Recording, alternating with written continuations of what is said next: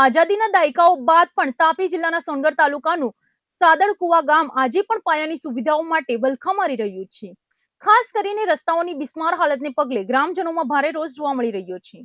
સ્થાનિક સ્વરાજની ચૂંટણીઓ નજીક છે ત્યારે વિકાસથી વંચિત રહેલા આ ગ્રામજનોએ હવે સત્તાધીશો સામે આક્રોશ વ્યક્ત કરતા પરિવર્તનની માંગ કરી છે। સોનગઢના ઐતિહાસિક કિલ્લાની બિલકુલ પાછળ આવેલા સાદળકુવા ગામની વાસ્તવિકતા સરકારી વિકાસના દાવાઓની પોલ ખોલી રહી છે। આ ગામનો મુખ્ય માર્ગ જે જિલ્લા પંચાયત હસ્તક આવે છે તે હાલમાં અત્યંત દયનીય અને બિસ્માર હાલતમાં ફેરવાઈ ગયો છે। રસ્તા પરના મોટા ખાડાઓ, ધૂળ અને કાદવને કારણે વાહન ચાલકો તો ઠીક, રાહદારીઓનું ચાલવું પણ મુશ્કેલી બન્યું છે। ચોમાસામાં તો આ ગામનો સંપર્ક કપાઈ જવો જેવી સ્થિતિ સર્જાઈ છે। સ્થાનિક સ્વરાજની ચૂંટણીનો માહોલ જામ્યો છે ત્યારે ગ્રામજનો પંચાયતના ચૂંટાયેલા પ્રતિનિધિઓ સામે સવાલો ઉઠાવી રહ્યા છે। લોકોનો આક્ષેપ છે કે અનેક વખત રજૂઆતો કરવા છતાં છેલ્લા 5 વર્ષમાં તાલુકા કે જિલ્લા પંચાયતના સભ્યોએ ગામની આ સમસ્યા તરફ ડોક્યું પણ કર્યું નથી। ગામ લોકોએ હવે સ્પષ્ટ ચીમકી આપી છે કે જો વહેલી તકે રસ્તાનું સમારકામ અને પ્રાથમિક સુવિધાઓ પૂરી પાડવામાં નહીં આવે તો આવનારી ચૂંટણીમાં મતદાન પર તેની સીધી અસર જોવા મળશે। શું સત્તાધીશો આ ગામનો અવાજ સાંભળશે કે પછી સાદળકુવા ગામ માટે વિકાસ માત્ર કાગળ પર જ રહેશે તે હવે જોવાનું રહેશે।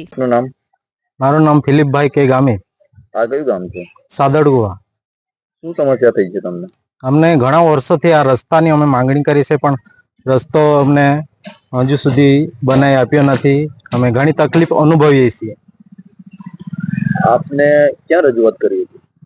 અમે તાલુકામાં, જિલ્લામાં રજૂઆત કરી છે કારણ કે જિલ્લાનો રસ્તો છે। આ રસ્તો લાસ્ટ ટાઈમ ક્યારે બન્યો હતો? લગભગ આશરે 2018ની સાલમાં બન્યો હતો। 7 એક વર્ષ થવા આવ્યા। ગામમાં ખાલી આ એક જ મુખ્ય રસ્તો આવો છે કે પછી બધા જ રસ્તાની હાલત આવી? આ જિલ્લા લેવલે મુખ્ય રસ્તો છે સર।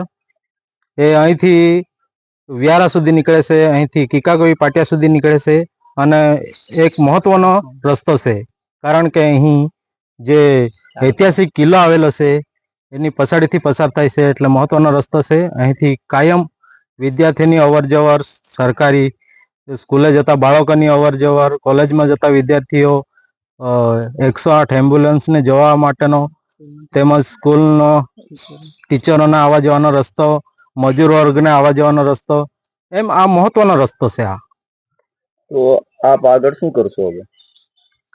અમે તો એટલી જ માગણી કરીએ છીએ કે જલ્દીથી જલ્દી આ રસ્તો બને અને અમારા ગામ લોકોને સારી હાલાકીનો સામનો કરવો પડે એવો અમે ઈચ્છીએ છીએ।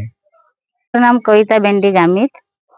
શું સમસ્યા થઈ રહી છે તમને? અમને રસ્તા વિશે સમસ્યા છે કે રસ્તો જલ્દીથી જલ્દી બને, કેમ કે ગામના લોકો જે પશુપાલન કરે છે ત્યારે એમને અત્યારે ઉનાળો છે પણ ચોમાસાની અંદર તો ઘાસચારો લઈ જવા માટે કે ડેરીએ દૂધ ભરવા માટે આવવાની ઘણી સમસ્યા થાય છે, કેમ કે આ મેઇન રસ્તો છે અને ચોમાસાની અંદર જે વરસાદ પડે છે ત્યારે વરસાદનું પાણી બધું રસ્તા પર ઉપરથી નીકળી જાય છે। જ્યારે છોકરાઓ સ્કૂલે જાય છે વિદ્યાર્થીઓ ત્યારે એમને પણ આવવા જવાની સમસ્યા થાય છે।